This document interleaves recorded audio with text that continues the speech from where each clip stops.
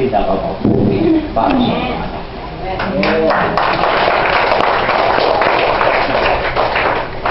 Ay nakukunti ako sa mabuti. Hinihingi natin puro yung mabuti. Ay siya bilang amang gusto niya pinakamabuti. Kaya ganito yung buhay natin eh. Ha? Yung nakikita mo mabuti, yun lang hihingi mo sa kanya. Sabi ko nga, bakit ka hihingi ng barya kung pwede naman ibigay sa iyo ang Bangko Sentral?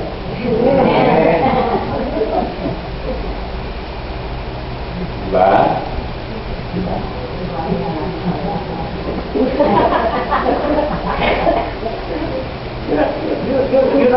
Yun ang bunga ng kamangmangan ng tao. Kamangmangan sa kanyang pananampalataya.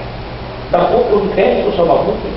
Nakukontento sa barya. Sabi ka, ano ba yung hinihingi mo? Mas mahalaga pa ba yan sa buhay ng anak ko?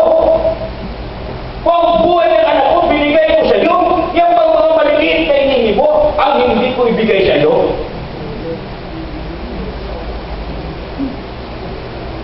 Mas mahalaga ba yung bahay na hinihingi nyo doon? Mas mahalaga ba yung kotse, yung negosyo, yung pagpasarap sa buhay? Mas mahalaga pa ba dyan? Eh kung yan binigay ng Ama para sa atin,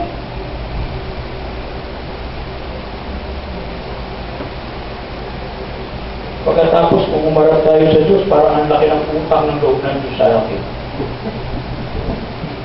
Parang tayong may karapatan. Sa totoo lang, may karapatan tayo. Hindi, bakit?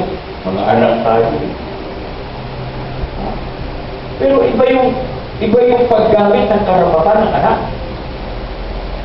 Kesa doon sa mga tinatawag human rights, civil rights. Iba yun.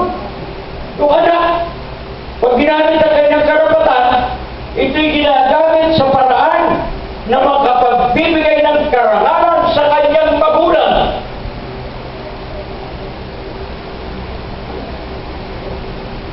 Pagkat bumi ang anak na ginagamit ang kanyang karapatan ng buhay pa ang anak ay isang malaking insulto sa magulang, katulad ng ginawa ng alipustang anak.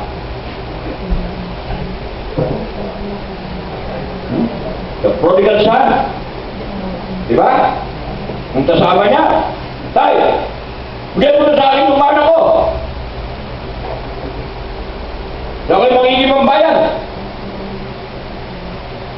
Alam ninyo, sa kultura ng mga Hudyo, pag hiningi mo ang mana mo ng buhay pa ang magulang mo, para mo nang sinasabi sa magulang mo, itinuturing na kitang patay.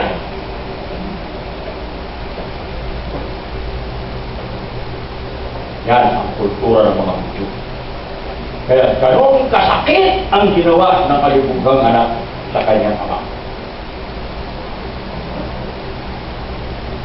Masakit.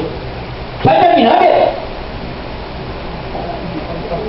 At kayo, saan niyo iniisip gamitin kung tumama kayo sa loto? So, magpapatayo ba kayo ng ampunan? Magpapatayo kayo bahay para sa mga paring matatanda? Magpapalaganap kayo ng ebanghelyo? Opo, kung may matira.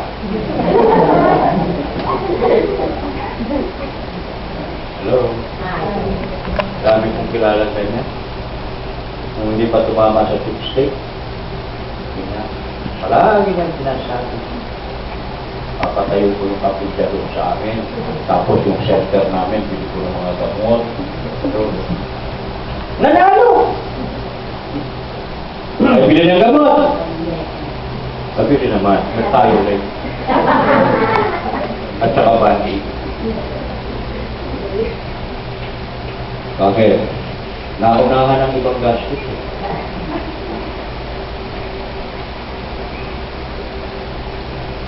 Kaya there, we will see. Ba talagang takbo ang isip ng tao? Ngayon, uupo tayo dito. Pakitingin tayo. Ano ba mga isip natin? Noros kaya tapusin ni Brad ito. May lakad pa ako mamaya eh.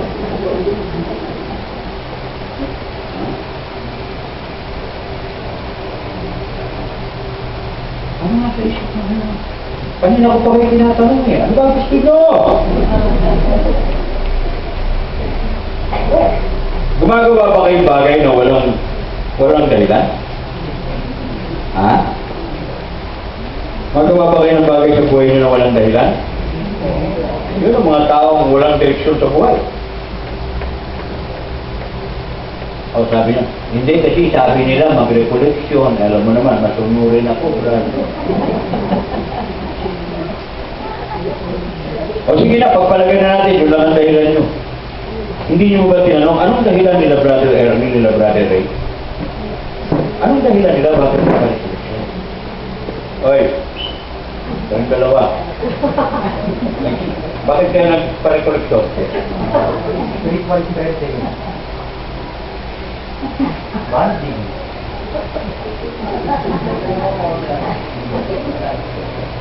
Lalim na. Ano ba yung sabihin ko na itigyan niya? Spiritual strengthening. Alam ninyo, yung espiritu talagang malakas yun. Dahil espiritu ng Diyos yun eh. Amen? Ay ano ang sabi?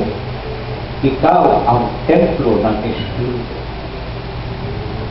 So yung espiritong malakas, magtagal lang yan dyan kung maganda yung templo.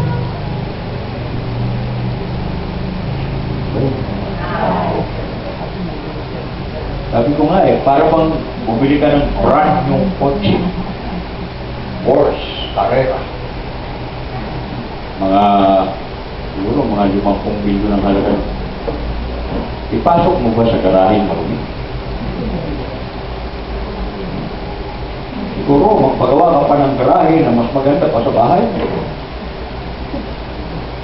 Para maging karapat-dapat doon sa kotse ng pagkakataon.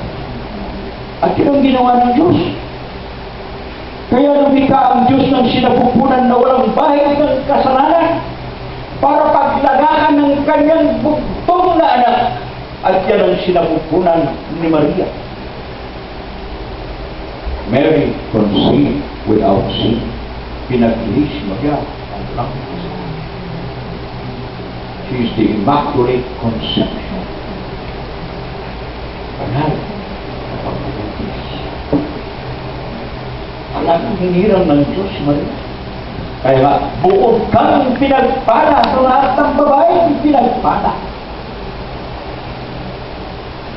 Kaya, ano ibig sabihin ng spiritual strengthening? Yung malayang kumilos yung Espiritu sa atin. Malayang gabayan tayo. Malayang gamitin tayo. Yun ang ibig sabihin ng spiritual strengthening.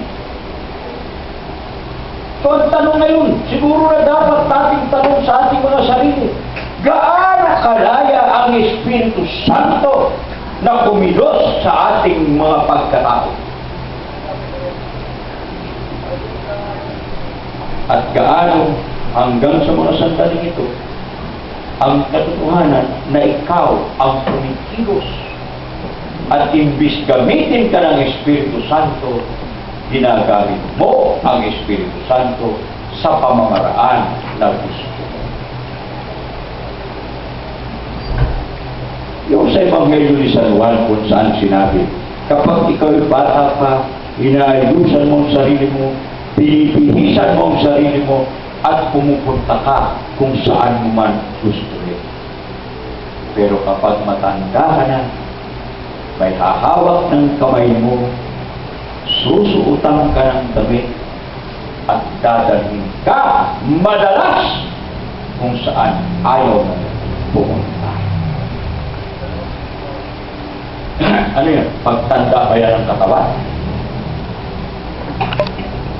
Yan ang pagtanda ng ating espiritualidad o ang ibig sabihin, gaano na ang kalayaan ng Espiritu Santo